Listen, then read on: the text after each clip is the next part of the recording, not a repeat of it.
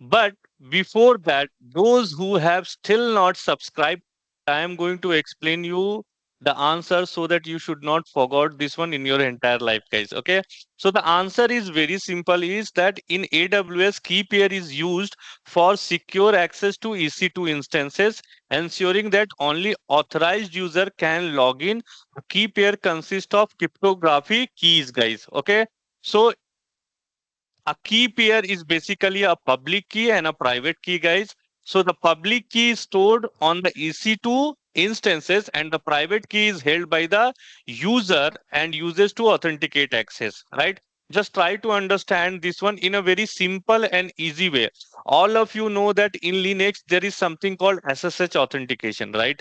If I'll take you here, if you have to log in from one server to other server, right, without passwordless, then you are going to use this is pushed to something. Instead, they consume data, right? So in any organization, it is normal to see these two categories of applications: applications that generate data and applications that consume data. So for the applications that consume data, obviously they need to connect to these systems that generate the data. So here you can see customer loyalty is connected to the CRM system. It is also connected to the marketing management system, right? And over time, as you have more and more such downstream applications that need to consume the data, you will see them connecting multiple times. For example, the retail management or retail analytics is reading the data from the PLM system, right? And so is the financial analytics. It is also consuming the data from the PLM system. So over time, there are multiple systems that are reading data from the same system that generates the data. Right? So you can see a crisscross of lines between the systems that generate data and systems that consume data. Now, what are the problems with this? The problems are, first, you are connecting multiple times to the same system, maybe to read the same data.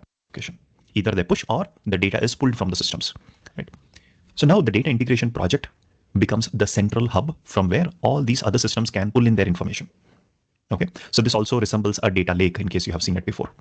So data integration project tries to achieve the solution where you don't have to connect to multiple systems multiple times. So here you can see we are connecting to PLM just once. We are connecting to the order fulfillment only once. And in this one connection that we establish, we pull in all the data that is required and store it here once. And then that data can be reused multiple times by the different systems. Right. Also on the systems that need to consume the data, for example, all these OLAP systems, they don't have to connect to different systems now. They just have to connect to this one central location and get the data that they need. So at a high level, this is the goal of every data integration project. Data integration project tries to become a single source of truth from where all the data that is needed can be consumed in a centralized fashion. Now let us look at some of the differences between an organization with a data integration project or without a data integration project. So the first characteristics that we are going to look at is effort redundancy. So without data integration, we know that all the downstream systems or systems that consume data need to connect to systems that generate data multiple times. So there is duplication of connectivity, duplication of know-how. Know-how refers to all the technicality that is involved in terms of when it comes to connecting to a system, the process by which we collect data, data discovery, and of course data quality as well. With a data integration project, there is a one-time effort of all of this, right? Because you need to do that activity just once, and then that knowledge, that know-how can be shared with multiple downstream systems. Second characteristic is data discovery. So in data discovery, without a data integration project, data discovery is done in silos, meaning it is done in isolation from one project to the other. With a data integration project, your data discovery can be done once, hence it is centralized. There are multiple sources of truth without data integration. So let me give you an example. In a banking application or in a banking system, when you have to collect, let's say, the list of customers, there are different sources of truth. For example, the savings department will say that I have the list of customers. What are Kafka and Zookeeper, and how can they help you? Imagine Kafka as a busy airport with many planes. Next is the data. Then what are pros and cons, or rather, these are the points that helps in moving the data or copying the data from the data source layer into these different layers. You have a bronze, silver, and a gold level. I will do a deep dive of all of this in the coming slides. So this is where your data is copied. This is where your data is enriched and data quality is enhanced and so on. And finally, you have the data access layer. So this is the layer where you read the data. Okay. Now let's look at each of these components one by one and understand their significance in the data integration. So the first layer that we are going to look at is the data source layer. Okay. So you can see a miniature of the diagram that I showed you earlier in the previous slide.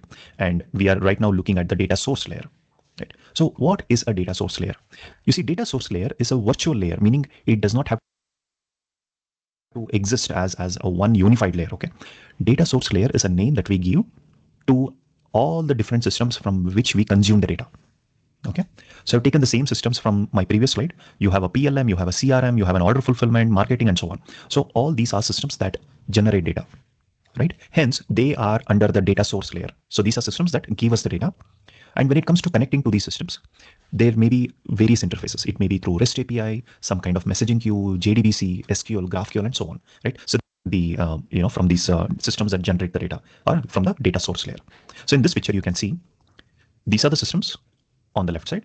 Then you have these different interfaces, right? From these interfaces, we are using some kind of a ETL tool that will talk to these different systems through these various interfaces. All the data is collected, and then it is kept in the data storage layer. So here, usually, people assume that, okay, we are collecting the entire data. That may not be the case. Usually, we only collect the data that is required for our analysis, right? So the data is collected, and then it is stored. Now let's talk about this ETL. What is ETL? The moment somebody mentions the word ETL, the first thing that comes to our mind is ETL tools like Talent, Informatica, and so on. So these are tools that are built for ETL. But remember, ETL is not just a tool, it's a process. All right. So ETL is the name that is given to a process. Hence, how you achieve that process, right, is secondary. It can be done in various ways. So using ETL tool is just one of them. You can also write, let's say, stored procedures. You can write scripting, right? You can use materialized views in your database, right? So there are various ways of achieving that process. Okay. So always remember, ETL first and foremost is a process. How you do an ETL is the thing that comes later.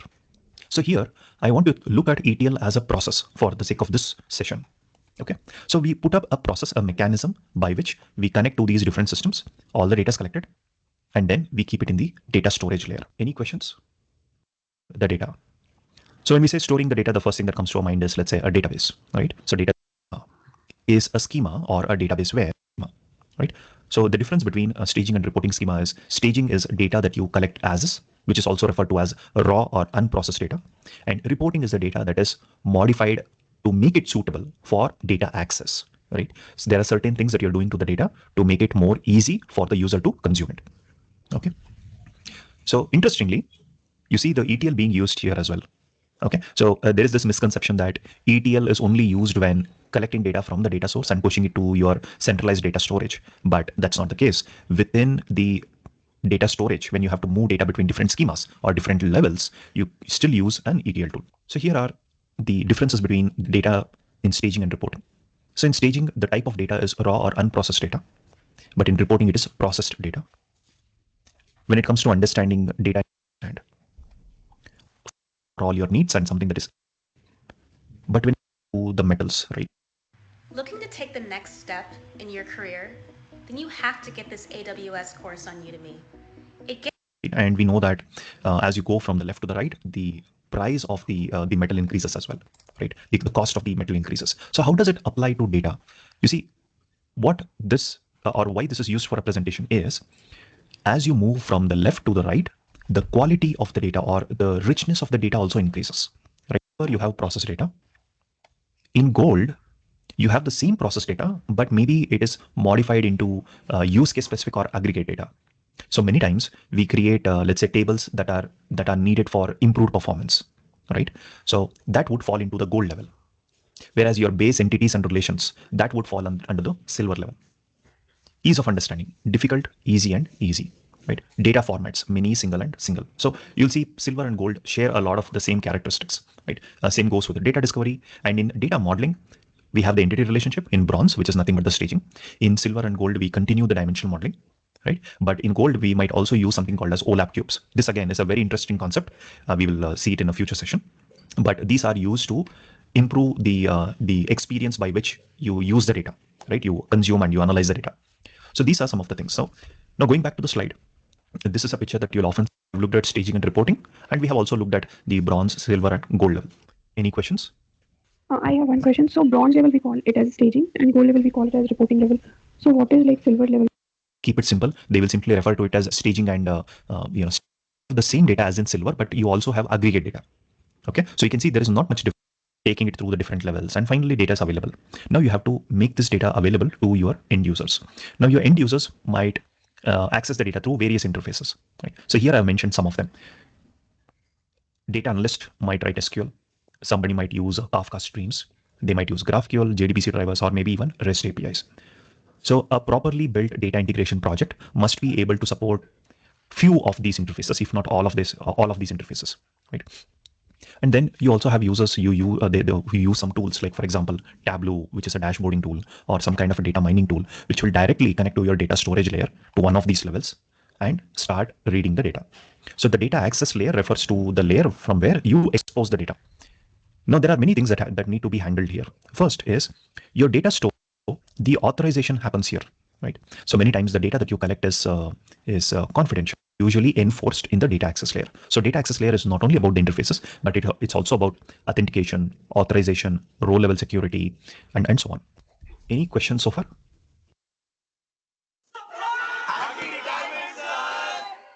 Kamat's not retiring, guys. Now to conclude everything that we have discussed so far, the first point, a DI setup or a data integration setup is critical for unified view of data. Once again, I stress upon it. Whenever you have to think about a solution, think what happens if the solution is not there, right? What is the problem that we are trying to solve? So without a data integration, it becomes chaotic, right? All the downstream systems have to connect to many different systems to collect the data, right? Because there is no unified view. And many times there are multiple source of truth, right? There is no single source of truth, right? So it's very chaotic without a data integration project in place. But with a data integration project in place, people are now getting a unified view of data, one central hub from where you can consume all the data. You can also think about this, like your experience in a supermarket. You go to a supermarket or even to a mall, right? It represents one place from where you can get all the different things that you need for your shopping, right?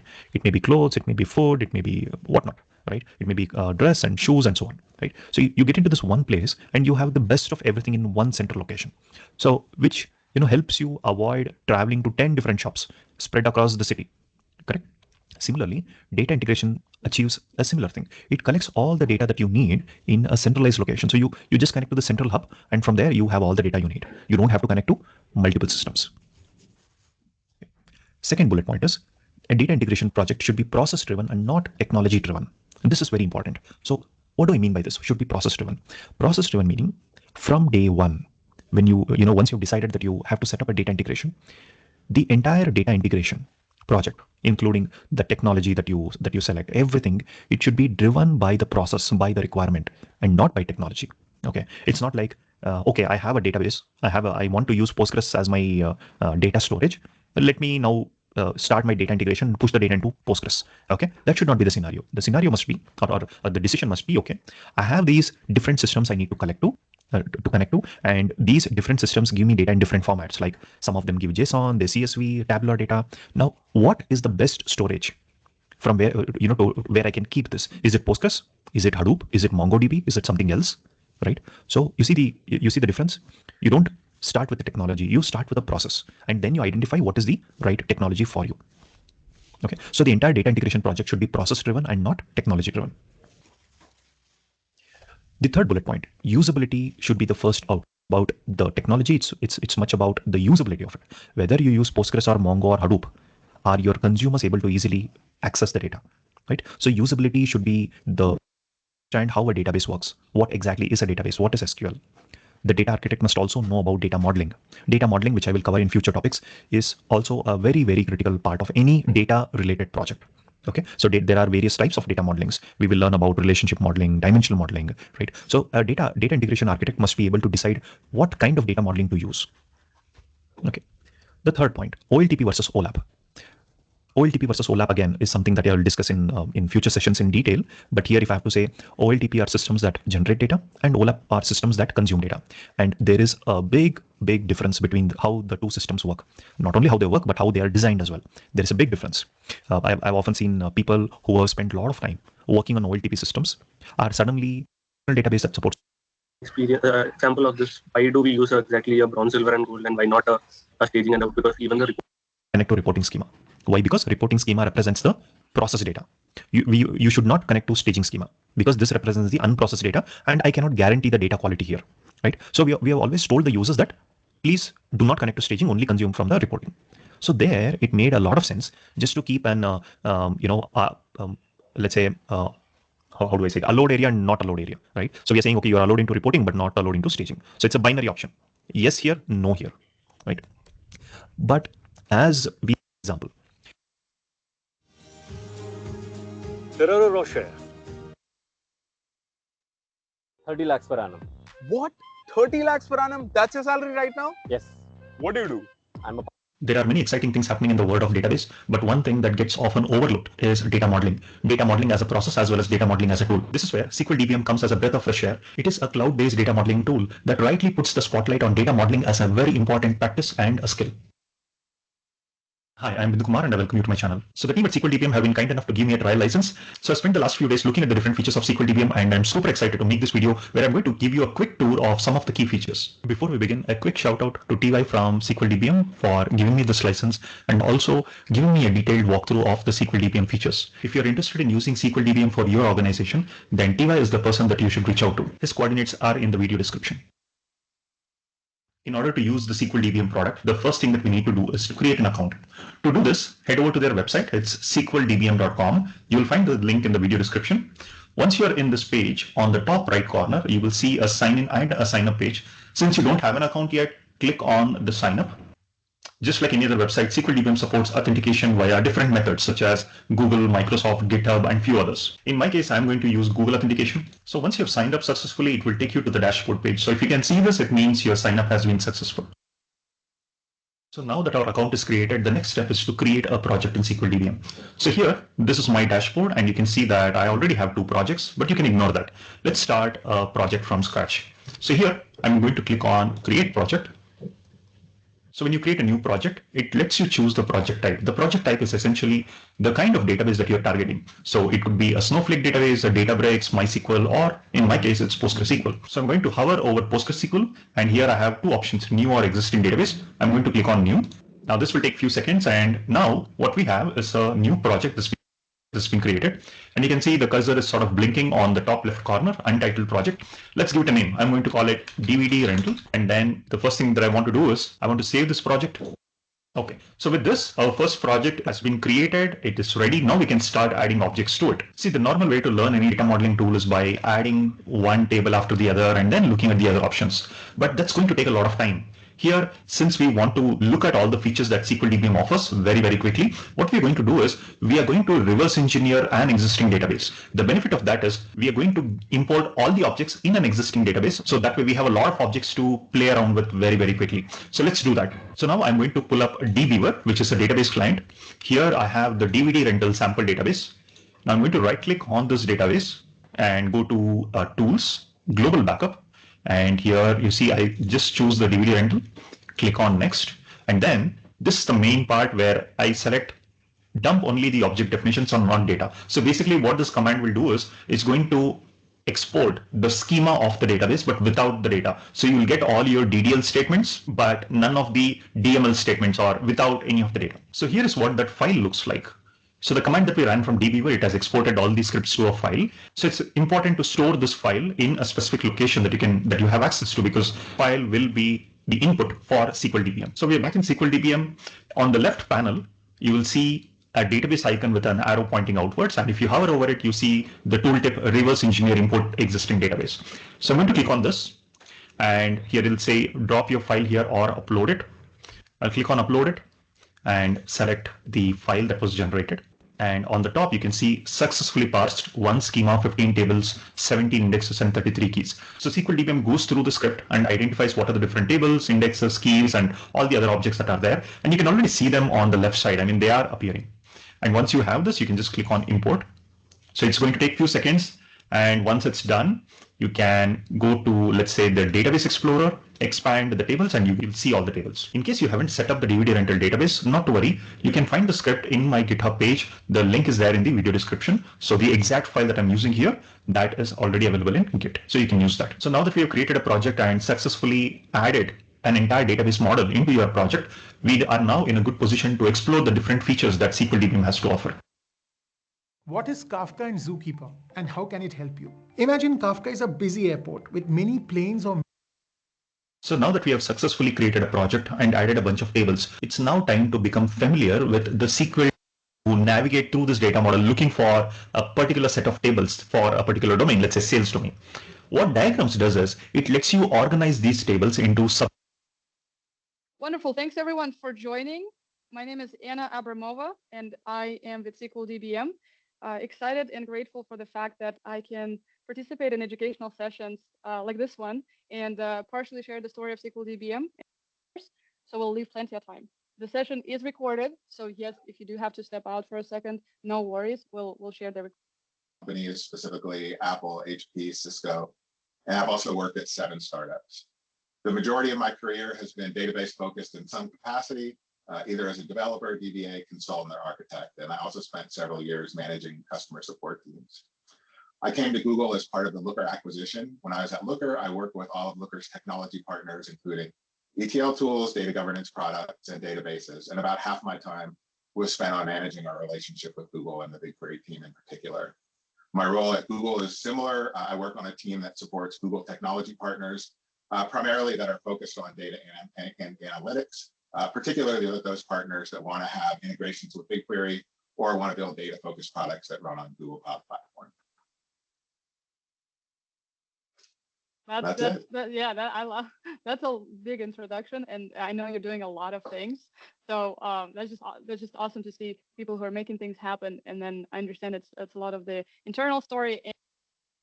Capacity comments.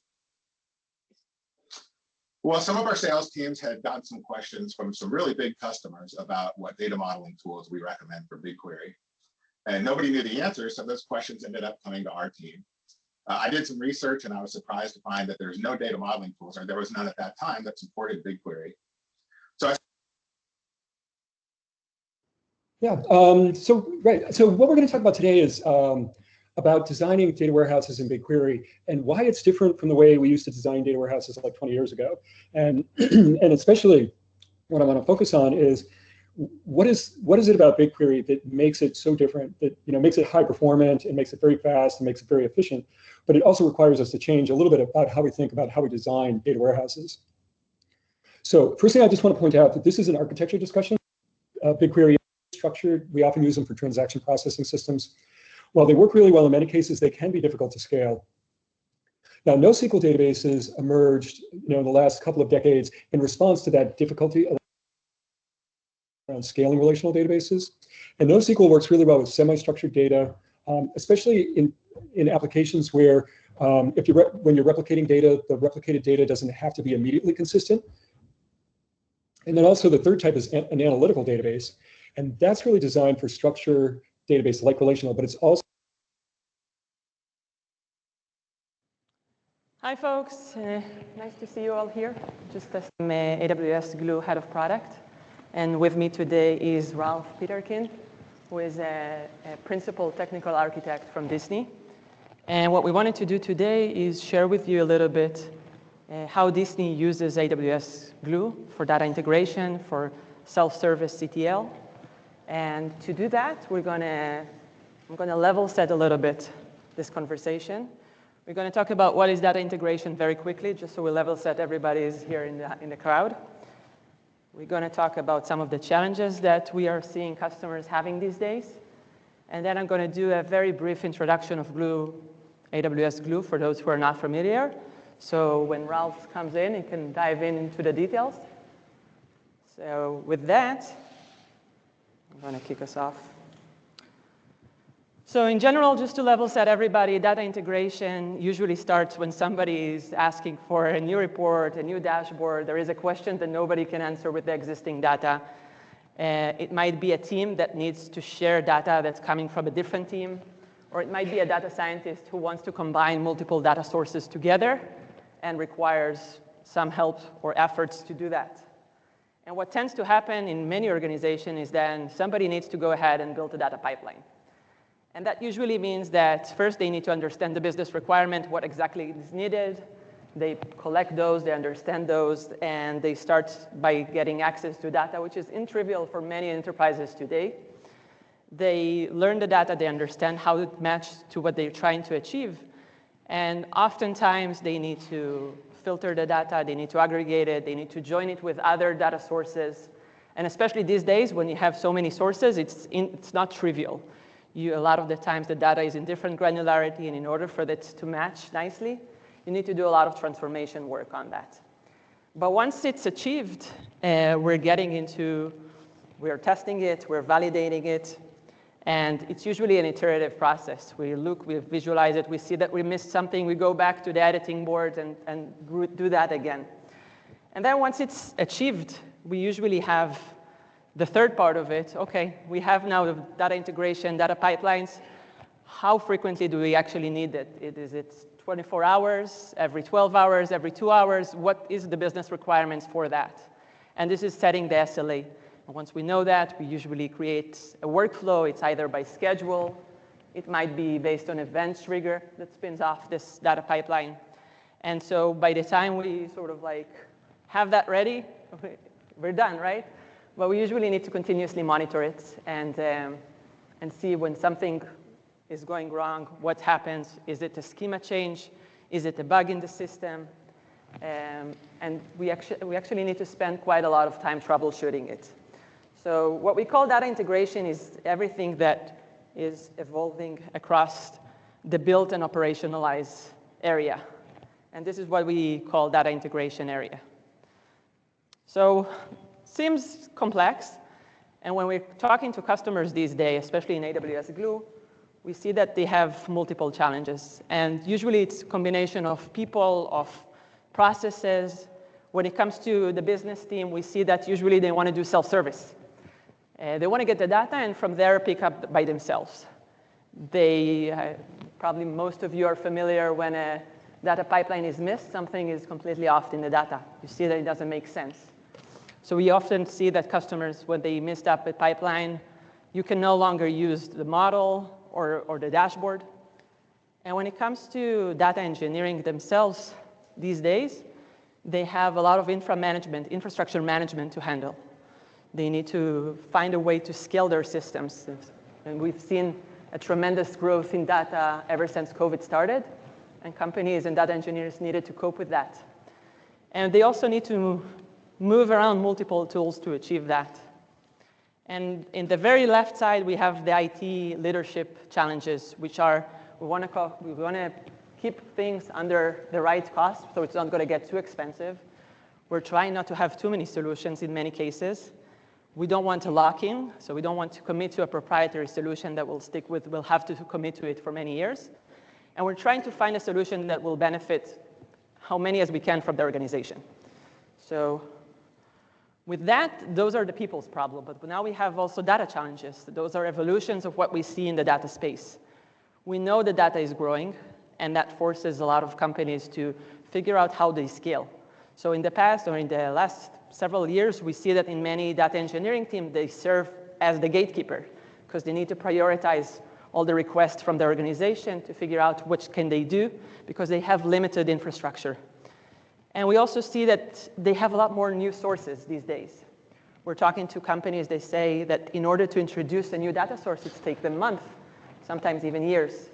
And how can we reduce that to a few weeks or a few days or a few hours? And we also have an increasingly diverse data. So we have multiple formats, multiple file types, and different sources that don't really, the data is not really in a shape that can immediately be joined together. And that creates a lot more need for transformation, which requires some processing power. There is a lot more work to be done into the data in order to join and make sense out of it. And in the end, it's actually a positive trend that there is a lot of application using this data today. If you have internal systems, you might have partners, you have customers, end users, and they're all using the data. But it also raises a challenge in keeping those systems secure and reliable. so we can count on them for the long run. And those are a few things that we see from a lot of organizations that we're working with. And the options that we have today in the market are sort of like in the two spectrums. On the one side, we have traditional ETLs. Those are usually very comprehensive solutions. They were built 10, 15 years ago. However, they have some challenges when it comes to their scalability, because they didn't have to cope with the amount of data that we have today. They also have high licensing costs, often, is what we hear from customers. But especially if you think about it, when it comes to data integration, you run a job every 12 hours, every 2 hours. Most of the time is idle time. And for many customers, they still need to keep the infrastructure. They still need to keep the cluster. All the processing power is just standing there waiting for the next job. On the other side of the spectrum, we have kind of like the do-it-yourself platforms. So these are open source like Hadoop, like Spark, really powerful, a lot of vibrant community around them. But you do need a dedicated team that specializes in that. You need the knowledge in order to operate them. You need often an admin to manage that and maintain that. And you still need to maintain your cluster, even if you use it or not, even if there is a job running or not, you have the cluster. And when we built Glue 5 years ago, Glue is a relatively new service for AWS. We thought what we can do to combine those two worlds and get the best out of it. And one of the fundamental things is about how can we have a serverless service, and we built it from the ground as serverless. And the reason it's very powerful is that you don't have to care about idle time. We have all the capacity that you need. Focus on the data. We'll manage the infrastructure for you. And it allows you to do a lot more when it comes to data and help the business than to run around infrastructure. The second element is that you only pay for what you use. And if you have a job once a month, this is the only seconds that you're going to pay us for. And we'll still maintain everything as is and give you the best service. And to combine it with, really, when we said combine two worlds, we're using in Glue open source engines. So you still get the benefits of this vibrant ecosystem. And we are supporting multiple open source engines, which I'm going to show you in the next slide. And in the end, we also added an abstraction on top of those, because we know we are having multiple personas, multiple users in the organization, and we want to support them. And we built multiple ways to author, to operationalize, based on your skills, based on your needs, so we can support more users in the organization. So when it comes to Glue, we look at it in 5 layers here. I'm going to touch quickly upon that, and if you want to learn more, you can join us to one of the many sessions that we have here in reInvent. But I'll start actually from the bottom, from the engines. So when I say engines, I combine the serverless infrastructure that we manage and the data integration engines that we have. And what it allows you to do is that we can spin up clusters for you and nodes for you in a matter of seconds. To be more clear, we can spin up 300 nodes in 5 to 10 seconds, if that's what requires to your job. So you're no longer bound by just the infra and the capacity that you have. There's also a per seconds billing. So you actually pay for only what you used, precisely what you used. So it's a great benefit when it comes to cost, but also the service that you can give without worrying about infrastructure. And to make it even more cost effective, we've added in the past year, in the past 6 months, various capabilities that helps you when it comes to auto-scaling. We've seen that customers don't know how to manage their capacity exactly. So we now can do that for you. If you're using, for example, Spark, we know how many, we look at the job, and when we run it, we know how to scale up and scale down the amount of workers that you have. And customers save between 20 to 40% just using the auto-scale. On the right side, we introduced Flex, which is our version to Spot instances, so spare capacity. And at many customers, you have the critical jobs. So you need a standard execution. You don't want it to fail, but you also have non-critical jobs that maybe you can benefit from 34% discount and run them on our spare capacity. I talked a little bit about the Glue engines. So we support, as of today, 3 engines. We support Spark, which is very popular among our customers, and many of them are using that. We also support Python Shell for smaller workloads for Python. And today, we actually announced a new introduction of Ray as an engine. And Ray is an open source project based on ray.io, which is really, we found it's really promising. And it allows you to take your Python script and just distribute it, which was one of the limitations that you had in the past, in a very easy way, using still the scalable mechanism that we propose in Glue. And the idea is that it's not about it's about which engine is the right engine for your job, and you can decide if you're a Python user, you can use Python Shell Array, or you can use PySpark. But the idea is to offer you those capabilities and then let you decide which one is right for your workloads. The next layer that we have is connectors. We have in Glue about 80 plus connectors, and most of our connectors are bidirectional. We have our native connectors, which comes with Glue. And in addition, we do have custom connectors, which many of our customers are using when it comes to, if you have custom systems, if you want to wrap yourself, you can still do that. But in addition, we have dozens of connectors in the marketplace. Those can be to various systems, from niche systems to the industry-specific systems, SaaS applications. And we are adding more and more built-in connectors just because we noticed that customers appreciate it so much. But the idea is that you have the flexibility to choose and to have the right set of connectors based on your source and targets. When it comes to authoring, a lot of it is how we abstract those engines. So what we noticed earlier in the day is we have today 5 different ways to create and author jobs in Glue. What we noticed is that when we started the service, many of our users were Spark developers. And that was great, and they loved the fact that it's serverless. And over the years, we grew within organizations.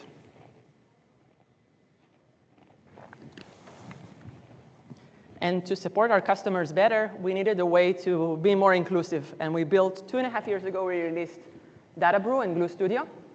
So both of them are an abstraction of those engines. You can use Glue Studio, which is a drag and drop components, build your virtual data pipeline. You can use DataBrew for data preparation, which is like an Excel spreadsheet, very easy, low code. And what we do underneath it is to essentially build a Glue job. So you still benefit from all of the platform innovation that we have, but you have a lot more access point for users based on their skills and based on their needs. And late April, we also released our notebook versions. So this is Jupyter Notebooks, which we embed within Glue. We noticed it's an ongoing and popular demand from our customers, and we wanted to support you all. So this is something that we introduced and becoming very popular. And we recently also started supporting a SageMaker Studio notebook. So you can choose Glue as the engines and run your models on top of that. And of course, to many of our existing customers, they can use APIs, they can use their IDE, and work on a code way. This is just an example of what we do. So on the left side, you have Glue Studio. It's a DAG that we built, that a customer has built. What we actually do is generate code for you. It can be Scala, and you can then afterwards, if you want, tweak the codes yourself, which makes it very appealing to savvy customers that wants to just get started and go deep fast. You can just drag and drop a few of those components and then continue from code, but it gives you the flexibility. And again, we grew kind of like with the developers, but we're adding more and more abstraction to make that more inclusive and to be able to support the growing demand that we have from different organizations. Operationalize is another layer that we are heavily investing on. So when it comes to your job, you author your job, and we looked at it in the diagram, but then you have your third sort of like phase of what happens after post-authoring job. And what we're seeing today is that data engineers actually spend the majority of their time on this phase, and I see a lot of nods here in the crowd. But we estimate that they spend between 60 to 80% of their time. Instead of kind of like creating new pipelines, they spend it on maintaining. Something failed, what happened? And there is very lack of visibility, and we're investing and doubling down on that. So in Glue Studio, we offer currently various options to do that. We recently introduced our Git integration. That's a native way to integrate to a source control. whether it's GitHub or a few other systems. It helps you because you can parameterize your jobs. You can also move jobs between different environments, whether it's sort of like dev to prod in an easy way.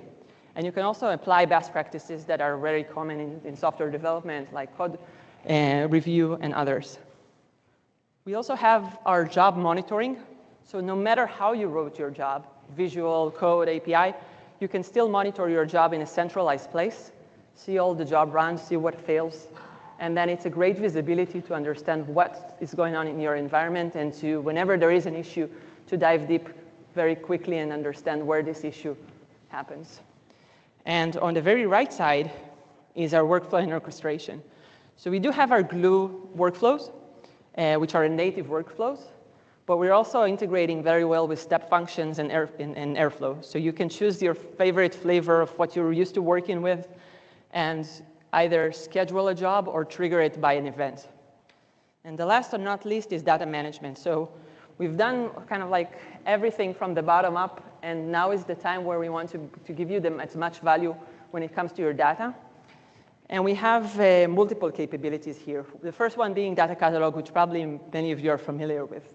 And the data catalog is one of the most popular metadata today when it comes to data lakes. And essentially, it stores metadata for files or for tables, such as RDS, F3, Hadoop, OpenSearch. And this metadata helps you keep all those silos and track those. In big enterprise or even small enterprise today, we use the best of breed. And there's many different data storage.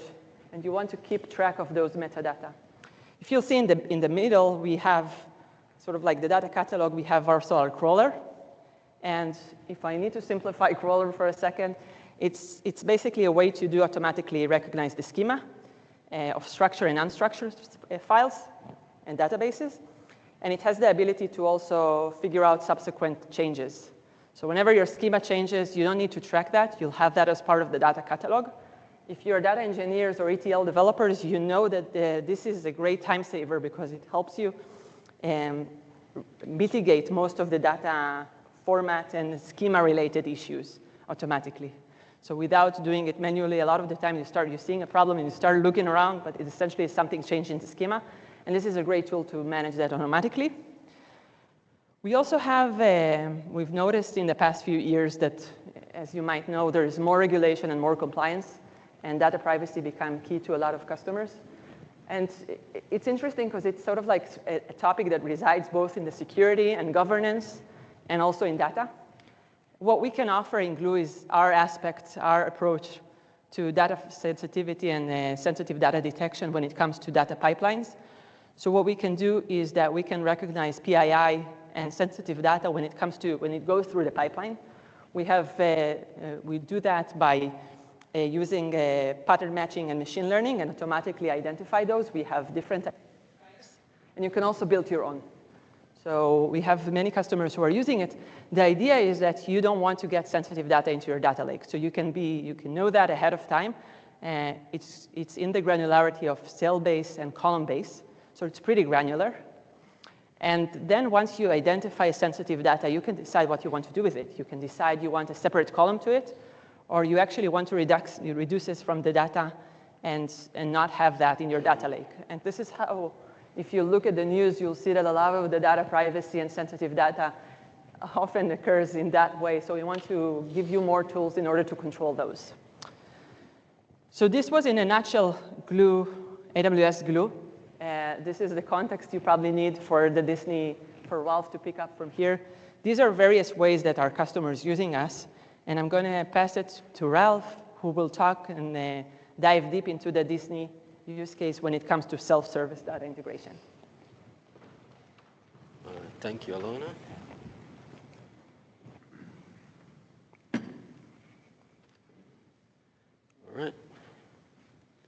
All right, hey everyone. My name is Ralph Peterkin. I am a principal technical architect at Disney. I specialize in helping to build data platform for analytics jobs. Quick introduction. I work for the segment of Disney that we call Disney Parks Experience and Products. And this segment deals with all your leisure activities like your parks, your resorts, cruise ship, Adventures by Disney. We also deal with consumer product like online shopping, Disney. We deal with that. So how did Disney come to use Glue? For us, I think all of you can relate to the words in the top right-hand corner, COVID. I think after COVID, a lot of things locked down, and we needed to get back to the place when the parks were reopening, where we needed to start managing capacity. Social distancing needed to start to take place, and we needed to understand the numbers. We needed to know what was our capacity. Not only that, but were we hitting our mark? So we needed new data sets, we needed new analytical processes in place. So we needed to spin up a new set of jobs, or several different sets of jobs. Well, to understand why we got to this point, first you'll need to understand where we were in our journey with analytical jobs. We were running Hadoop on EC2 instances, and we use the typical stack, which is HDFS, your Yarn, Hive, Spark, Scoop, some MapReduce. But if you ever play with Hadoop on EC2, you'll know that there are some challenges. It's hard to secure. If you're dealing with Kerberos and refreshing tokens and patching EC2 instances, it's not simple. So you have to divert resources over to maintaining and keeping that Hadoop cluster up and running. Two for us in the challenge bracket was we were hitting capacity, and we needed to start asking ourselves some questions. Three, Hadoop is not scalable outside of the box. You have to do a lot of things to make Hadoop scalable.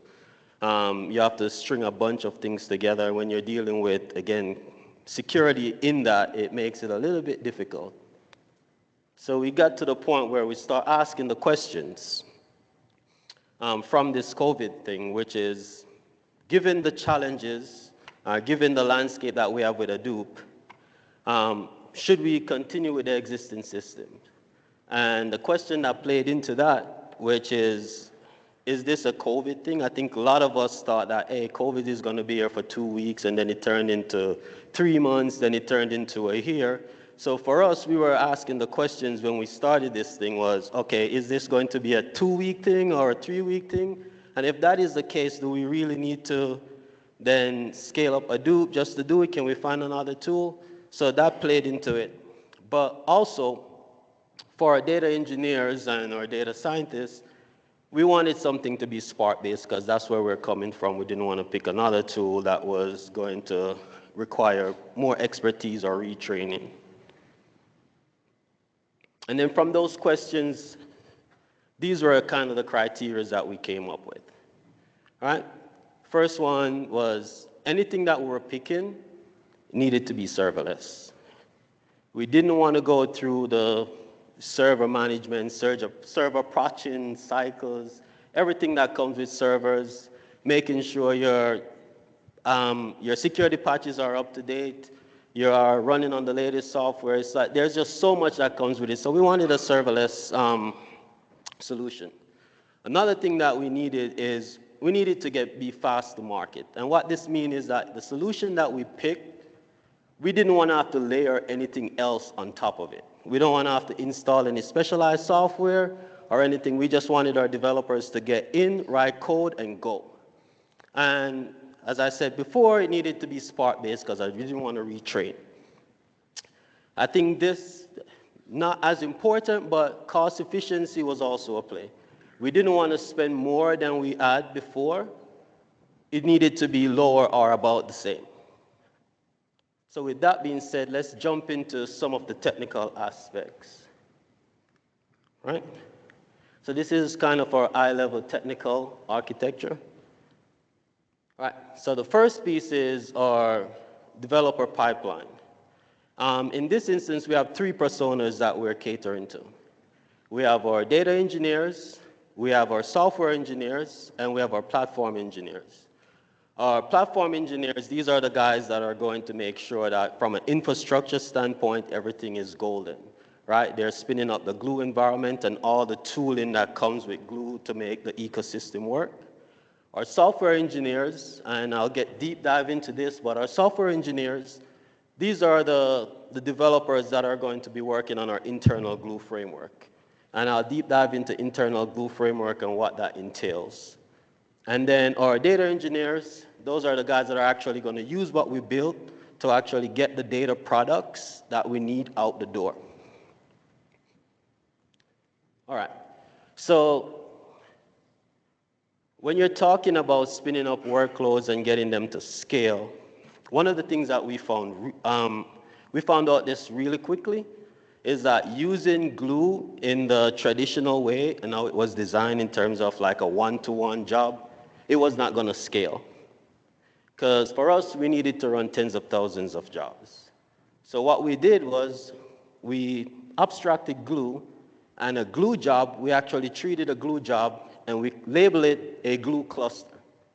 And what I mean by this is if you think about EMR, right, or you think about Hadoop, this is actually one contained cluster, meaning that it's run in Spark, and you can inject jobs into it.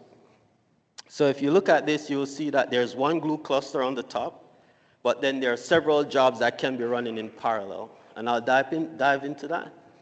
Then you have our data storage layer, which is S3, and for us, we use source raw. You have raw historical, which is when you start to kind of clean your data up. We have syndicated, which is, this is a part where you start to build your data products. And you have curated, which is where we apply any business logic that we need. All right? And there are different terms for this. Popular term now is bronze, silver, gold, but it's the same concept. All right. This was the most important piece for us. It's our control plane. So in order to tie everything together and to provide an interface to actually submit jobs into Glue in the form of a cluster, we just layered on top of the Bodo API with Glue, just some wrappers for ourselves that allow us to run a job, that allow us to stop a job, and also to track a job once we trigger that job. Another piece of a control plane is we just have a visual piece to it where it just pulls in Glue logs to aggregate them so you can actually see what's going on. And allow our users to also submit jobs from that UI. All right, so if you think about this, you now want to build your workflows. So we have our scheduler that talks to the API to say, hey, submit this job on this cluster, and it goes off and run that job for us. All right, so I mentioned briefly that we actually had to build an internal Glue framework. And you might be asking, what are the motivations? Why go build a new Glue framework? There is a Glue framework out there. But our requirements were slightly different, right? So for us, we wanted a standard way to handle some things that were Disney specific. So in terms of like compliance and different data severity, we needed to have a standard way. What I've found is that if you give 10 developers some piece of code to go right, they're going to come back and they're going to do it 10 different ways. And we just did not want that to happen. We wanted to pull that out, and these specialized things that we needed to happen, we're going to take it and abstract that away and then use that. Not only that, we want it to be as simple as you finding the columns that you want, tagging those columns, and then the framework will take care of all the work underneath the covers. So with this, we provided our developers with this end-to-end tool, which I'm going to actually jump in. Another thing is we did have a SQL base of users, and we wanted to cater towards them as well. So in our internal Glue framework. So just quickly what it is, all it is a single Python code base that uses YAML as a declarative language, So it runs on top of AWS Glue. So you don't have to write Spark code, actually. What you're doing is you're just specifying a couple things with YAML files, and it will take care of it for you. In this framework, there's two pieces. You have your job runner, and you have your job tracker. Right. Who are we really catering to? These are the three groups of people that we're catering to, which is 1, your data engineers, 2, your data scientists, and our data analysts. So what does the flow look like for data? So before you saw in the eye-level architectural diagram kind of moving from this, but this is how we use Glue. So we use Glue as an ETL tool, 1, to move data from raw to syndicated to curated. But also, if you look at raw, we also use Glue as an extract tool. So like any JDBC connections that we need to extract data from, this was actually our replacement for Scoop, because Scoop was in our Hadoop cluster, and we wanted a way to pull data out of JDBC databases and actually put them into S3. All right, this is what we came up with in terms of our Glue framework. So I'm going to use a pointer a little bit to get into it, because I know it's, and I'll point on this side. So this is our artifact store for our YAML file. So this is where we keep all the YAML files that we do. This is in S3. And then our Glue framework code is stored in S3. All right, so if we had to go through a normal flow, what this would look like is the scheduler will submit a job to control plane, right, specifying some JSON payload. And in that JSON payload, you'll have things like the Glue cluster you want to put the job on. You also get to tweak the worker that you want to use, so the worker type that you want to use, and provide the config file that you want to use. So when you submit the job to control plane is going to grab the YAML file from S3 that you want and then put it on the Glue cluster to run that job. And that is as simple as it is. And you might ask, why did we do this? Again, the main reason why we did this and we didn't have like 100,000 Glue jobs is if we had a long list of Glue jobs in Glue, it would be difficult to manage. So what we did is we abstracted everything and put them in a manageable way to class things together. All right. So I'm going to take a little bit of time and kind of deep dive into what this declarative language looks like. All right. So there's two main pieces of this declarative language. The first piece is where you define your connections. Right? So if you look here, you'll have a connection that says a raw connection, and that is defined in some S3 endpoint. And from there, if we define all, it's R to C, but if you define all your connections, then in our action section, you have the ability to use those connections. So let's walk through one real quick. All right. So I want to do an action. So I want to read data from S3 using my raw connections. If you look, there's a raw connection with a filter parameter that says, go to this S3 location and filter on this and read all the data here, right? And then there's also if you notice, there's a raw is, a syndicated connection, which is our write connection. So in here on the flow again, so I want to read from here, and as an output, I'm going to output what I call a data frame, right? So the framework, all it does is take data frames and pass them around. All right, and then I want to go and use a Aurora connection, which I defined on the bottom here, that connects to Aurora DB. I want to use that connection in the read mode.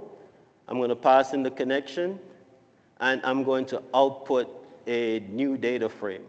So now in this case, what we're doing is we're actually taking two data frames. We're reading one from S3, reading one from Aurora, and then we're going to perform a join on those. So we created a join type, and we're going to take those two data frames as input and output a new data frame with this join condition right here. And kind of that's how it works over and over. Now, to cater to our SQL users, you can have user-defined SQL in that YAML Markdown. So you can create a user SQL type and then provide the SQL, the Spark SQL command, and it will output a data frame for you. Now, we ran into some problems. There were limitations with AWS Glue initially when we started, and that forced us to actually build several customizations for them. So if you think about any AWS API, once you call them, there are limits to them. So when you're running thousands of jobs or tens of thousands of jobs, you're going to hit those API limits real fast. And what we found is that we could not do a polling mechanism. We had to go to a push model. And that's where EventBridge actually saved us. So with EventBridge, you can set up event rules to look for Glue job status changes, and then use Lambda to push those status changes into DynamoDB. And then our API from our scheduler, when it's going to check the schedule, it will going to check the status, it will actually go to DynamoDB, use a job ID as a key to go get the data, to go get the status of a job.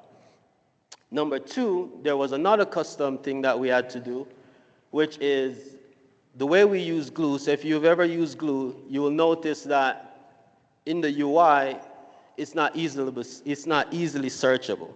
You can only search by a job ID. You cannot search by the parameters that you use to submit the job. You can't search by any special tags.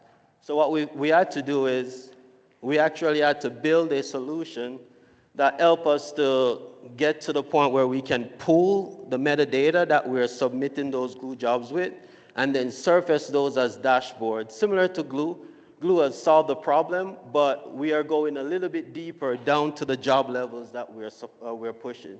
So what does that dashboard looks like? So this is our dashboard, right? And there are a couple key things to call out here. The first one is on the top. So if you look on the top there, you'll see that there are several parameters that you can use to filter, right? So you can filter on the job ID, you can go filter on the read part that you pushed, you can filter on the write part. There are several things that you can filter on there. Also, some of the standard things that come with Glue, where you can track how often this job run, when it succeed, when it failed, what worker type you're using to do that. For us, this is important because we want to see for a specific job with certain specific parameters, how is this job performing over time? Is it spiking? Is it working like we expect it to? And on the bottom, error handling is one of the keys.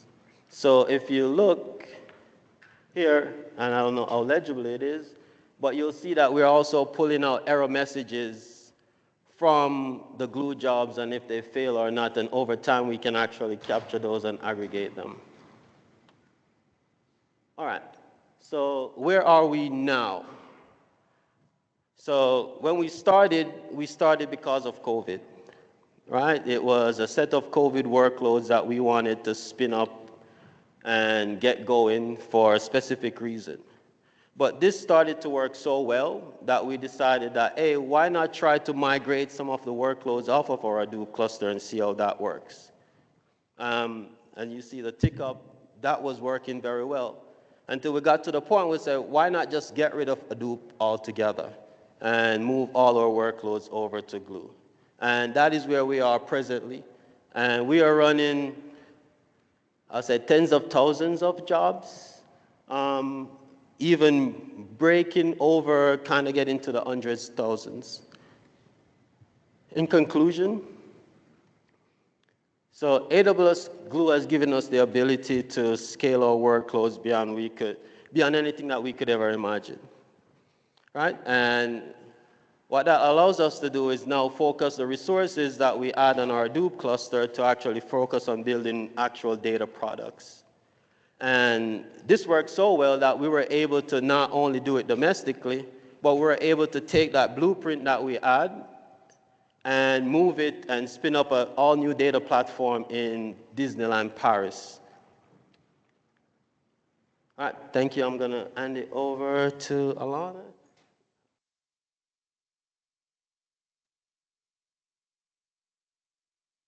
All right, 6:15 at night, dinner time, drink time, blackjack time, shuttles are shut down, but you all came here to see us speak about data quality. Y'all must have some messed up data, seriously messed up data. We really appreciate your coming. I know it's tough to be here right now, so thanks so much. My name is Brian Ross, and I'm the Senior Software Development Manager for AWS Glue. And we're going to talk today about data quality, which was launched this morning in Swami's keynote. If you've been to any talk here at reInvent this year or last year, or at any summit in between, you've heard about modern data platforms. Every one of our customers are trying to modernize their data platforms, modernize their data warehouses, their operational data stores. They're building data lakes or trying to make sense of their data lakes.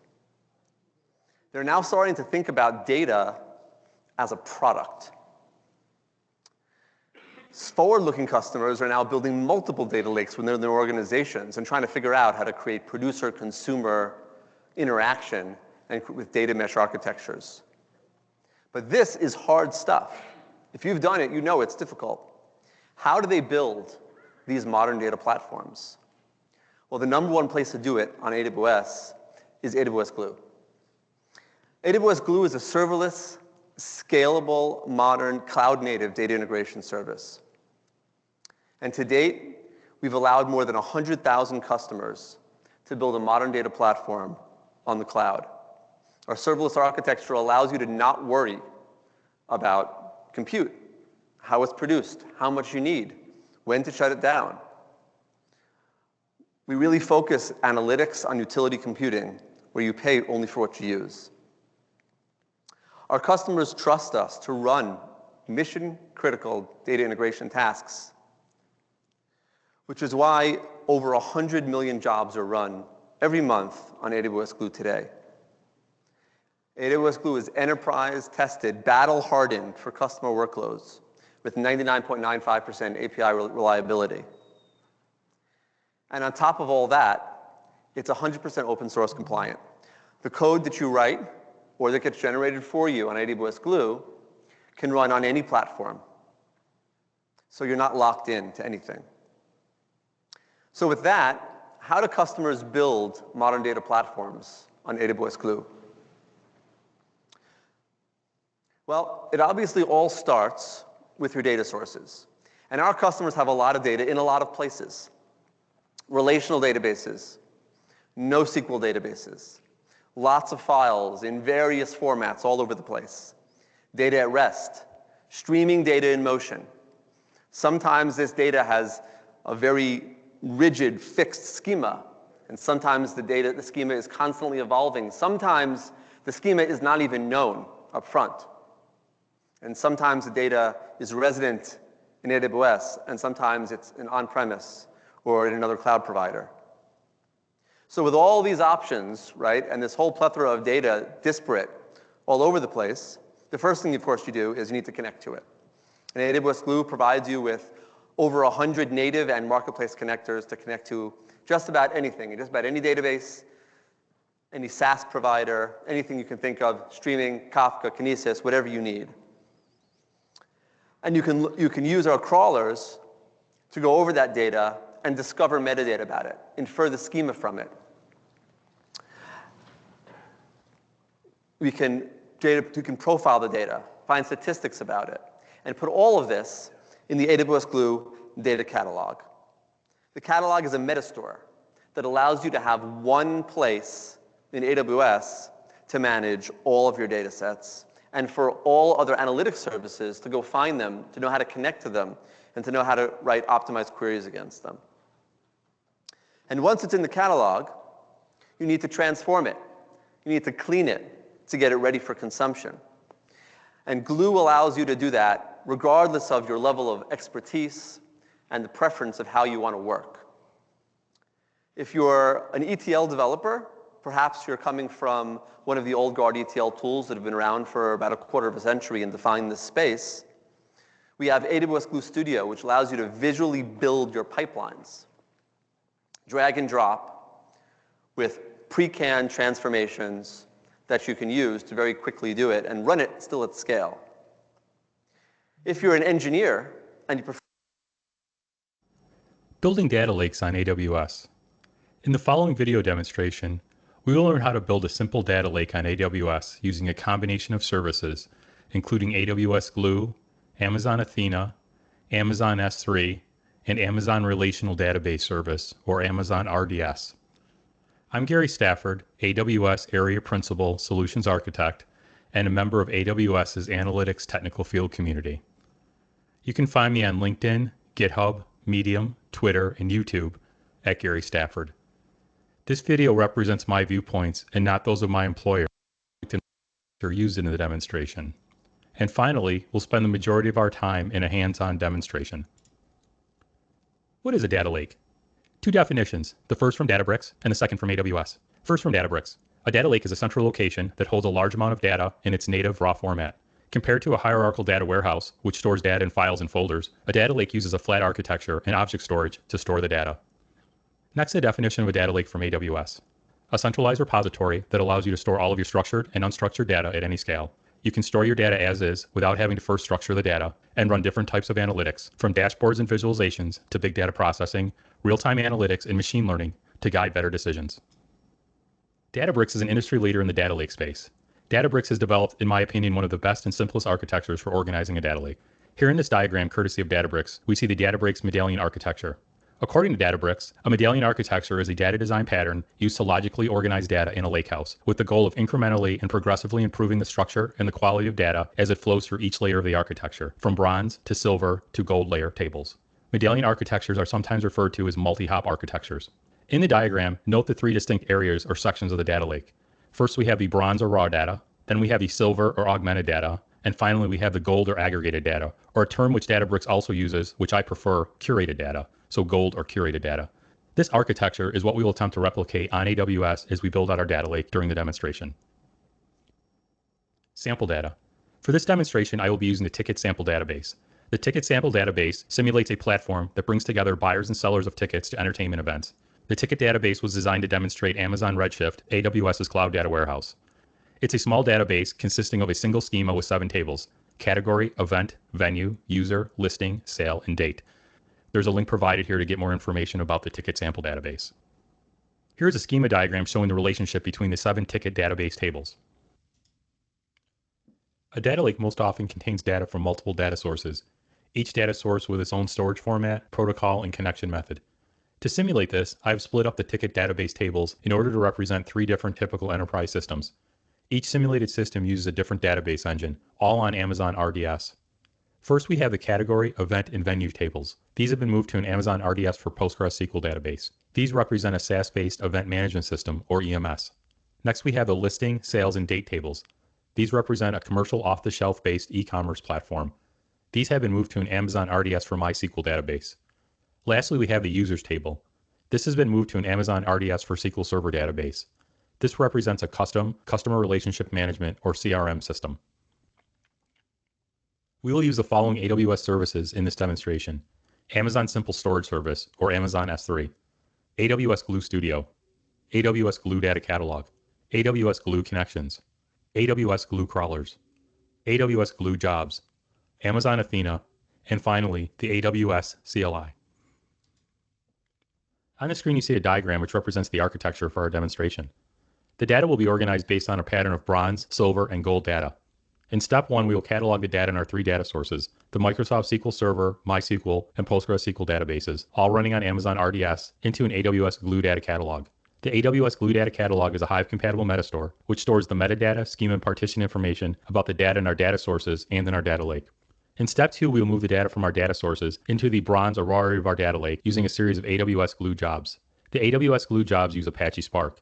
We will store the data in Apache Parquet format. Parquet is a columnar format commonly used to store data in data lakes. This bronze or raw data will be cataloged in the same AWS Glue data catalog as our data sources. In step 3, we will cleanse, augment, and prepare the data for data analytics, again using a series of AWS Glue jobs. The data will be written into the silver area of our data lake, also in Apache Parquet format. Once again, the refined or silver data will be cataloged in our AWS Glue data catalog. Lastly, in step 4, we will use Amazon Athena to produce curated datasets by joining several tables in the silver area of our data lake. We will produce multiple views of the data and partition the data based on the most common query and filtering patterns of our end users. These curated datasets will be written back to the gold or curated section of our data lake as partitioned Apache Parquet format files. Since this is a simple demonstration, we can't possibly incorporate all the processes that go into building and managing a typical production-ready data lake. However, since these are critically important items, I want to quickly review the items which are out of scope for this demonstration before continuing. The items that are out of scope for this demonstration are Change Data Capture, or CDC, handling changes to the system of record in our data lake; Transactional Data Lake, table formats such as Apache Hudi, Apache Iceberg, and Delta Table; Fine-grained authorization, database, table, column, and row level permissions; Data lineage, tracking data as it flows from data sources to consumption; Data governance, managing the availability, usability, integrity, and security of the data in our data lake; Streaming data, data that is generated continuously; Data inspection, scanning data for sensitive or unexpected content, such as PII; Data ops, automating the testing, deployment, and execution of our data pipelines; Infrastructure as code, infrastructure provisioning automation as it relates to our data lake; Data lake tiered storage; and finally, data backup, high availability, and disaster recovery. Let's get started with part 1 of our demonstration, cataloging our data sources. Before we get started with the demonstration, let's take a look at the GitHub project. The GitHub project contains all the files you'll need to follow along with the demonstration. In the CloudFormation folder, I've included 2 CloudFormation stacks. The first CloudFormation stack will create all of the resources necessary to stand up your data lake, including the AWS Glue crawlers, the AWS Glue connections, the AWS Glue jobs, and the AWS Glue data catalog. It will also provision 2 Amazon S3 buckets, one for the Glue jobs, and one to act as our data lake. The second stack will create 3 Amazon RDS databases. Next, we have the Glue script subdirectory. This directory contains 14 Glue jobs, 7 bronze and 7 silver, which correspond to the different parts of our data lake. We'll be talking about these in a little while. There's also a SQL scripts folder, which contains the Amazon Athena commands we'll be running in part 4 of our demonstration. There's also 3 scripts, an MS SQL, a MySQL, and a PostgreSQL command SQL file that contain all the commands I use to create my databases. And lastly, there's a script if you want to create more sales data. The database contains about 175,000 records. If you want to generate more records to test the performance of the data lake or Amazon Athena or the Glue jobs, you can create additional synthetic sales records using that script. And lastly, there's a README file, which you see on the screen. The README file contains all the commands which I'll be running as part of the demonstration. Let's switch back over to the architectural diagram and take a look at step 1. In step 1, we're going to use 3 AWS Glue crawlers and the AWS Glue connections to talk to our 3 data sources, the PostgreSQL, MySQL, and SQL Server databases. We're going to catalog the 7 tables in the 3 Amazon RDS databases into our AWS Glue data catalog. If I switch back over to PyCharm for a minute, you can see on the right-hand side of my screen, I've connected to those 3 databases. So you can see that I have my MS SQL database, which represents my CRM system. I have the ticket database, the CRM schema, and within the CRM schema, I have the users table. Within my MySQL database, which represents my e-commerce system, I have my ecom database or schema with 3 tables, date, listing, and sales.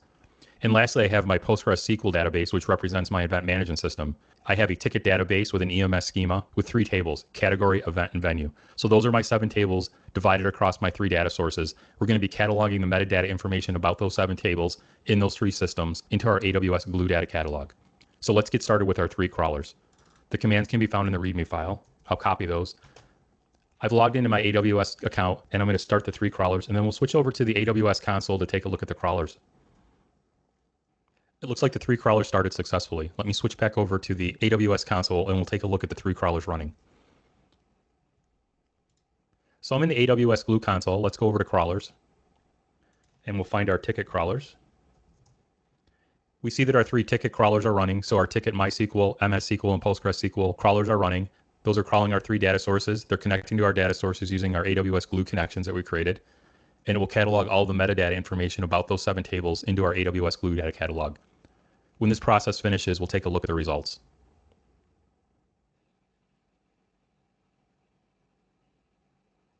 So I've restarted the video, and you can see that the 3 crawlers are stopping. On the far right-hand side of the screen, you can see the table changes. You can see that there were 7 tables created across the 3 crawlers. While these are finishing, let's take a look at our AWS Glue Data Catalog.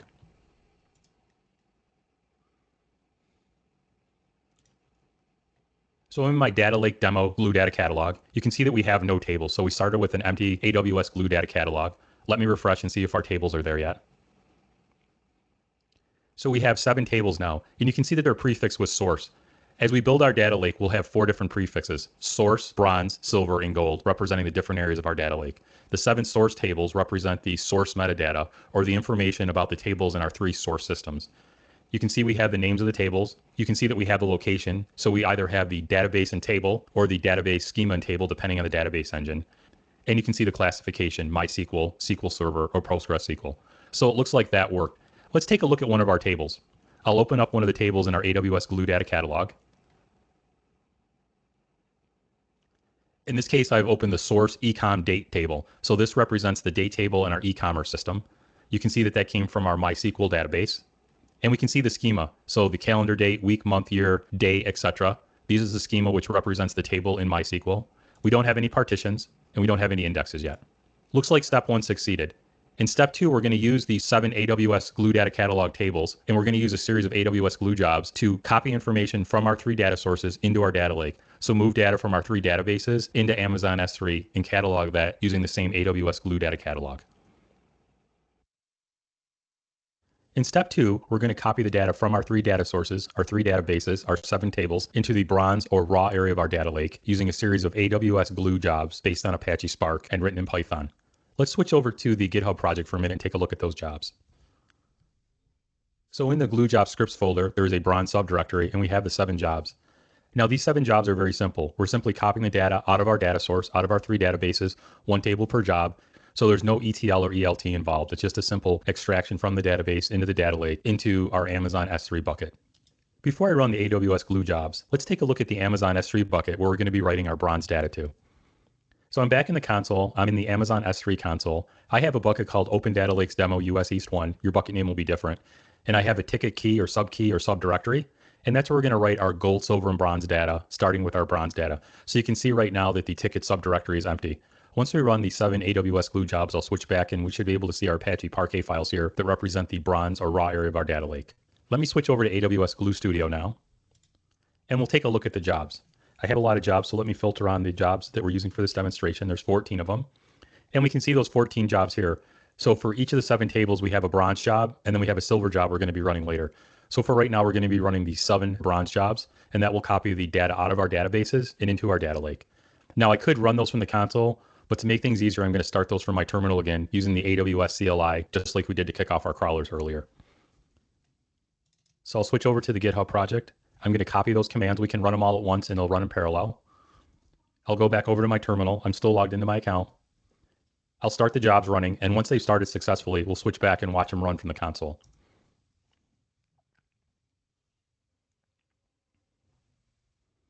So it looks like all 7 jobs started successfully. If we switch back to the console,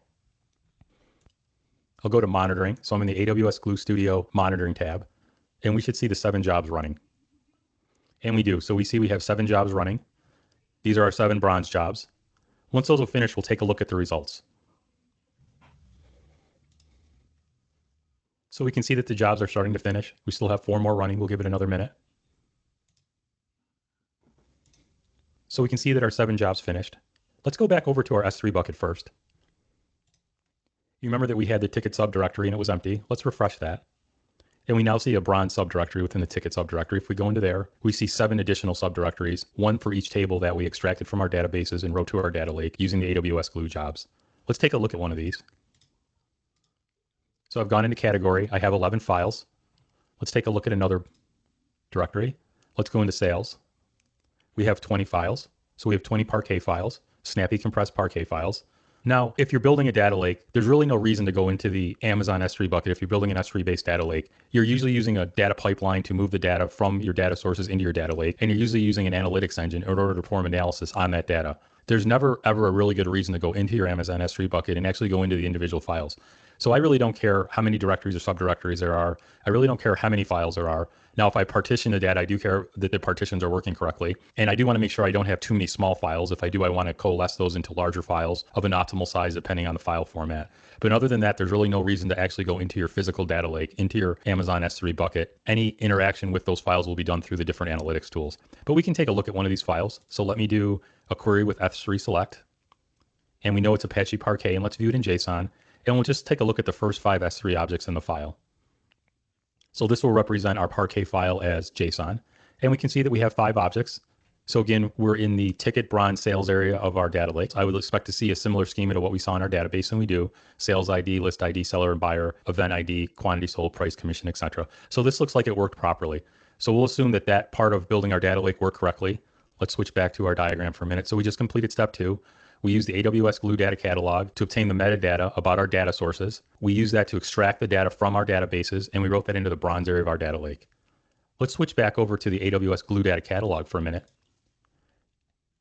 And we'll go back out to tables, and we see 14 tables. So we had our 7 source tables that we created originally that contain metadata about our 3 databases, our 3 data sources, and we now have 7 bronze tables. Let's take a look at those. So we can see we have a location. So this is the bronze ecom date table. So this represents the date data that was in our database. It's now in our data lake that was part of the e-commerce engine, and this is in the bronze area, so it's raw data. We see the corresponding location in S3. So we have a metadata table that contains metadata about our data. The physical location of our data is in our Amazon S3 bucket in the subdirectory. We see our different input and output formats. We see our SERDI for serialization and deserialization. We see the file type, which is Parquet.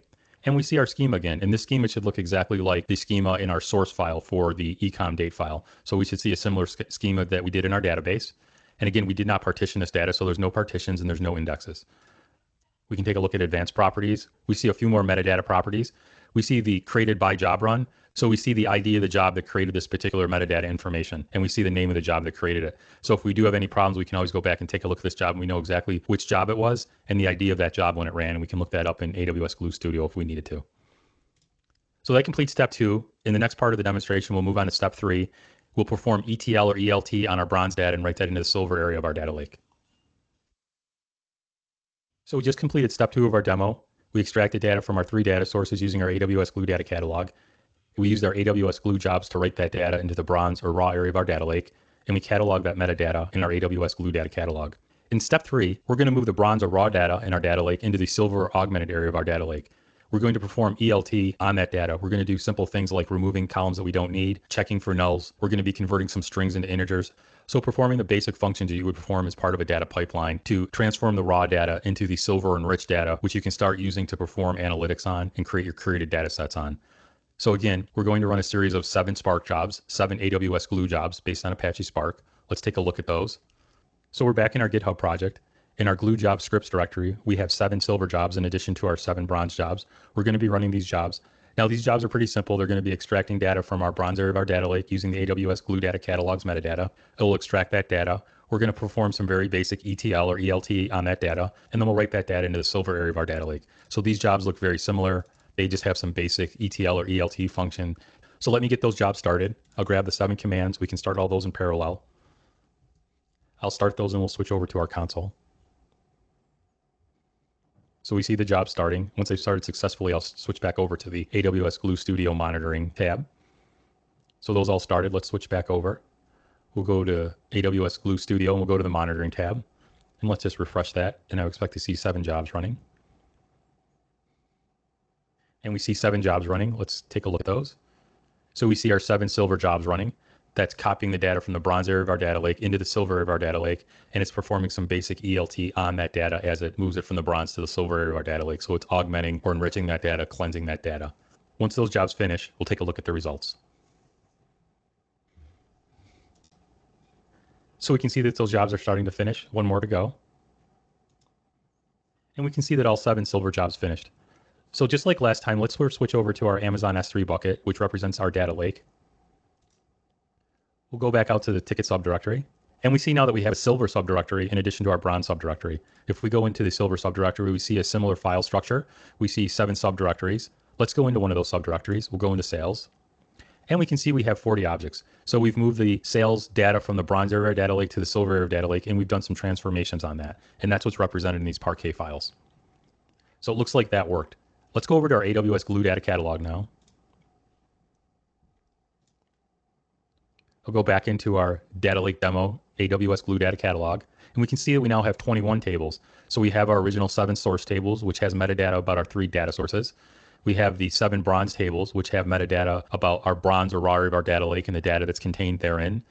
And now we have our 7 silver tables, which has metadata about our silver or augmented area of our data lake and the data that's contained in there, which we extracted from the bronze area of our data lake and performed basic ETL on. So we're starting to build our data lake. You remember the medallion architecture, bronze, silver, and gold. We extracted raw data from our data sources into the bronze area. We performed basic ELT or ETL on that data. We cleansed that data. We enriched that data. We augmented that data. And we wrote that data to the silver area of our data lake.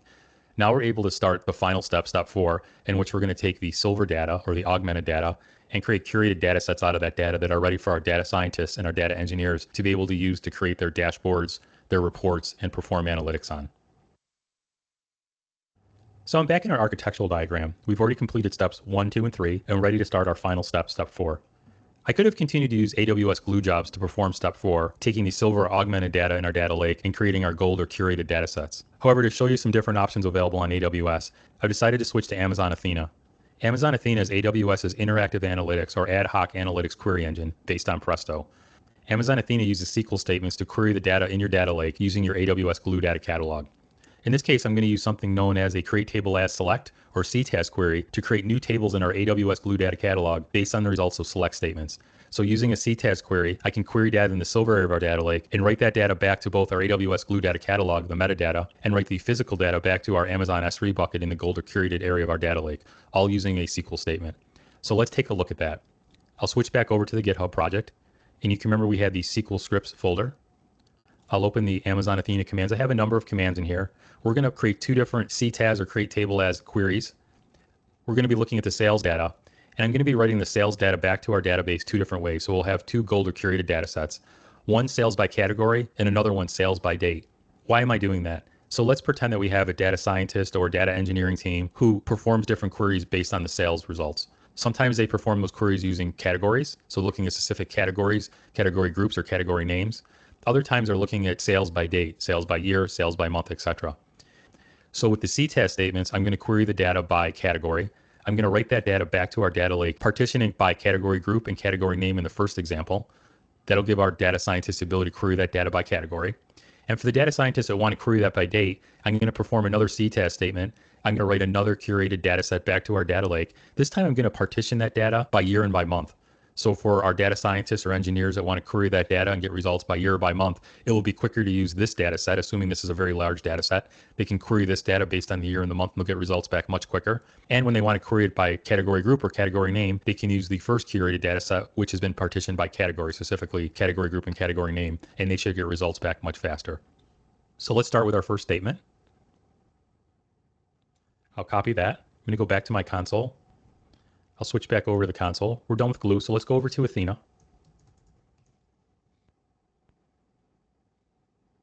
So I'm bringing up the Athena console. Let's choose our AWS Glue data catalog. So we see that here, Data Lake Demo. We see our tables. We see our 7 bronze and 7 silver. Now we don't see is the 7 source tables. So that contains metadata about the data in our 3 data sources, our Amazon S3 databases. That's not something we can query from Athena directly. But we can query the data that's in Amazon S3 and is represented by the 14 tables in our AWS Glue data catalog for bronze and silver. Let me paste the query in. So let's take a look at our create table as statement. So we see in the top part of the statement, we're defining the files that we're writing into our S3 data lake. We're defining those as Apache Parquet. We're using snappy compression similar to the bronze and silver area of our data lake. I've defined the external location. So in our data lake, where do I want to write these Parquet files to? Those are into the ticket subdirectory, the gold area of our data lake, and in this case, the gold sales by category curated data set. I'm going to partition that by category group, the parent, and then by category name, the child. So within this area of our data lake, when we're done, if this succeeds, I would expect a series of subdirectories, one for each category group, and then within that category group, one for each category name that's associated with that category group. And we'll take a look at that when we're done, and that'll make a little more sense. The last thing I'm doing is bucketing this, and I'm using a bucket count of 1, which means I'm taking all the data within each category name, within each category group, and I want to bucket that down or coalesce that down to a single file so I don't get a lot of tiny files. This is a pretty small data set, so that shouldn't be an issue. And then the rest of this, you can see the select statement. So we're taking several of the tables in the silver area of our data lake. In this, we see the silver listings table, the user table, the event table, the date table, etc. And we're performing and then the rest of this, you can see the select statement. Category name within each category is bucketing this, and I'm using a bucket count of 1, which means I'm taking all the data within each category name, within each category group, and I want to bucket that down or coalesce that down to a single file so I don't get a lot of tiny files. This is a pretty small data set, so that shouldn't be an issue. And then the rest of this, you can see the select statement. So we're taking several of the tables in the silver area of our data lake. In this, we see the silver listings table, the user table, the event table, the date table, etc. And we're performing a fairly complex join across those tables. We also see other basic SQL functions like concatenating the first name and last name, rounding the amounts off, the commissions as a percentage, the sales as dollars, casting it properly into the right type of data primitive. So basic SQL functions. And when we're all done, we'll have a curated data set that our data scientists or data engineers can use to perform their analysis, create their dashboards, or create their reports. And again, this is going to be by category, and then we'll do the same thing by month and year. So let's run this. So again, we're doing an aggregation or a join across several of our silver tables.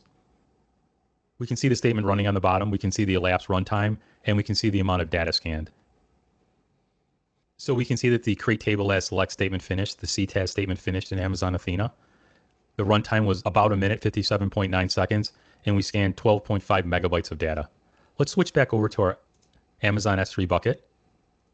Let's go back out to the ticket subdirectory, and we can now see that we have a gold area of our Amazon S3 bucket or of our data lake. So now we have gold, silver, and bronze. Let's go into gold, and we can see that we have gold sales by category. That's what we were expecting. And now we see our category groups. So these are our partitions. So we see shows and concerts. If we go into shows, we can see that we have plays, operas, and musicals. So within the category group of shows, we have 3 category names or 3 category types: plays, operas, and musicals. Let's go into one of these and take a look at the files. So we see a single file. You can remember that I decided to concatenate or bucket these with a bucket count of 1. So I have a single file, and again, it's not too big, 6.3 megabytes. If we were to take a look at this, I would expect to see the aggregation or the join results across those several tables. We can use the query select with S3 again just to take a quick look at a couple of the objects, give you a sense for what the results look like. And we can see that here. So we have calendar date, the price paid, the quantity sold, the sales amount, the amount of commission, both in dollars and as a percentage, the name of the event, who the buyer was, who the seller was, and what the category name was. And of course, the category group it's already in the partition. So this file is physically located within the category group partition. So it looks like everything worked. That's what I would expect. So now we have our first gold or curated data set, and those are sales by category. So partition by category group and then by category name. Let's go back to our GitHub project and let's perform a similar function, but this time we're going to partition the data by month and by year. So almost an identical query. We'll go back over to our Athena console. And I could clear that out, or I can just open a new tab. Let me just open a new tab. I'll drop my query in. Query looks almost identical to the first one. In this case, gold sales by date. And you can see the difference here. We're going to partition that by year and by month. So the results should be by year, and then within each year, we should have a month subdirectory or a month subpartition or partition depending on which months are represented in sales in that year. So it could be up to 12 depending on the sales in which months they were sold. And then again, we're going to bucket that to a count of 1, so I'd expect 1 file. But again, similar select statement, joining all of our silver tables, a majority of our silver tables, so a complex joiner aggregation, performing some basic SQL functions, rounding, casting, concatenating. So let's go ahead and run this. And again, we can see down in the bottom of the screen the runtime and the amount of data that's being scanned. So we can see that that CTAS statement or that create table as select statement ran much faster than our first one. Our first one took almost a minute. This only took about 15 seconds, and it scanned the same amount of data, 12.5 megabytes of data. Again, let's switch back over to our S3 bucket. We'll go back out to the gold area of our data lake. And now we have 2 curated data sets in the gold area of our data lake. So we have gold sales by category. Now we have gold sales by date. If we go into that new data set, we see the year 2020. So that means that all the sales represented in the sample data, all the sales were made in the year 2020. And then in there, we see each month. And this is one of the ETL functions we perform when we move the data from the bronze area of our data lake, that raw data, into the refined or silver area of our data lake, into the augmented area of our data lake. We converted the strings that represented the months, January, February, March, etc., into integers, 1, 2, 3, 4. And this is why I did it. So I have a parent partition, which is an integer of the year. And then I have a child partition, and I have one for each month that sales were made. In this case, it looks like sales were made in all 12 months. So I have 12 partitions within the year 2020 representing each month of the year. Let's just go into one of these at random, and we see a single file again. So we coalesced or bucketed this data with a bucket count of 1. In this case, 2.7 megabytes, still a pretty small file for our data lake. And all of the sales in the year 2020 in the 9th month of the year are contained in this file. And this is a result of that aggregation. If I were to take a look at this, it will look very similar to the last file we looked at with the select S3 function. So that works. So now we have 2 curated data sets. Let's go back into our AWS Glue data catalog and make sure that worked. So I'm in the data lakes demo. Let's just refresh this. We have 21 tables. We've created 2 gold or curated data sets. So we have 23 tables now. That looks right. So if we look at all of our prefixes, we have bronze, we have gold, we have silver, and we have source. So we started with source, then we moved into the bronze 7 tables, another 7 silver tables, and finally we have our 2 gold or curated data sets represented by these 2 tables.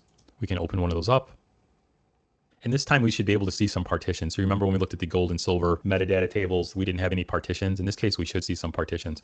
So if we scroll down, it looks very similar to our other tables. We have our schema. If we go over to partitions, we now see that we have category group and category name. So under category group of shows, there are 3 category names: musicals, plays, and operas. And then under the other category group of concerts, we have pop. So those are all of our partitions. And if we had more partitions, we would see those here. Let's look at one more table. Let's look at our gold sales by date. Check our partitions. So if I go down, again, we're in the gold sales by date versus gold sales by category. Remember, we had 4 partitions last time in our other table. And this time we have 12 partitions. So all of our sales fell in the year 2020, and it looks like there were sales in every month. So we have 12 partitions. So we have the year 2020 as a partition, and then within that partition, that parent partition is a month partition. And we've partitioned that by an integer representing the month. So that looks like it works. So our data lake is complete. We've created our medallion architecture, our data lake based on that Databricks medallion architecture of gold, silver, and bronze. So we have our raw data in the bronze area of our data lake. That was the raw data that we extracted from our 3 databases. We then have the silver area of our data lake. So we took that bronze data. We performed basic ELT or ETL in that data. We cleansed that data. We refined that data. We augmented that data. We wrote that to the silver area of our data lake. And finally, we created 2 gold or curated data sets. We took that refined or augmented silver data. We joined those tables. We did a fairly complex join on those tables. We performed concatenation. We casted our data. And we wrote that data back to 2 curated data sets, one partitioned by category group and category name, and another curated data set partitioned by year and by month. So our data lake is now complete. In the last part of our demonstration, I'm actually going to write some queries against our data lake, and we're going to look at some ways to write more efficient queries in order to use these partitions properly that we've created. How can we get the maximum performance and minimum cost out of our data lake as we perform our analysis as data scientists and data engineers? So we'll explore that in the last part of our demonstration today. In the last part of our data lake demonstration, we're going to write a couple queries in Amazon Athena. And what we want to focus on is how we write more efficient queries using the partition data that we wrote in our gold or curated area of our data set, and how Apache Parquet columnar format can help us when we're writing our queries. So I've written a couple queries. Let me grab the first one. I'll paste it into Amazon Athena, and then we'll talk about it. I'll clear out these old queries. Let me drop in the first query. So this first query is very inefficient. We're doing a select star, and a select star is generally inefficient in all cases. And we're making that against the gold sales by category, the gold curated data set, gold sales by category. So this was the sales data that we partitioned by category group and category name. And you can see that we're not using any where clauses in this. So we're not taking advantage of these partitions. We're also not taking advantage of the Parquet format, columnar format data. We're just saying select star. So we're saying just return all of the columns. So let's run that and see how long it takes, and more specifically, how much data is returned, or more specifically with Athena, how much data is scanned. So we just ran that. We can see that it took 2.5 seconds to run, and it scanned 27 megabytes of data. But it's select star, so we're just saying return all columns. We're not using any where clauses. We're not taking advantage of our partitions. So let me go back over and grab the next query, and then I'll explain it. And I'll paste this in right below the first query. So in our second query, same limit, same curated data set, gold sales by category. But in this case, I'm being very explicit in the columns that I need. So I want to return the calendar date, the sales amount, and the commission. So instead of using a select star, I'm being very explicit about the 3 columns I want returned. You can remember that Apache Parquet is a columnar format, and the way in which it stores its data is very effective at returning only the columns that I've queried. So let's run this query. And remember our last query, we scanned 27 megabytes of data in about 2.5 seconds. So this time it took slightly less, 1.7 seconds. So again, these really aren't big data sets. If these were hundreds of thousands of rows, millions of rows, hundreds of millions of rows, or even billions of rows, then the time in which this query took to run would make a bigger impact. In this case, it's still pretty quick, 2.5 versus 1.7 seconds. But what I want you to notice is the amount of data scanned, and that's what you're paying for, at least with Athena. We're all the way down now to 5.39 megabytes of data. So considerably less data, a fifth or less data that we scanned, simply by using the columns. So we only returned the 3 columns that we wanted versus the 10 or 12 columns that are contained in this curated data set. Let's switch back over and grab our next query. So let's write a query that's even more efficient. We'll paste this in and then we'll take a look at it. So in this case, similar query, same 3 columns, same curated data set, same limit.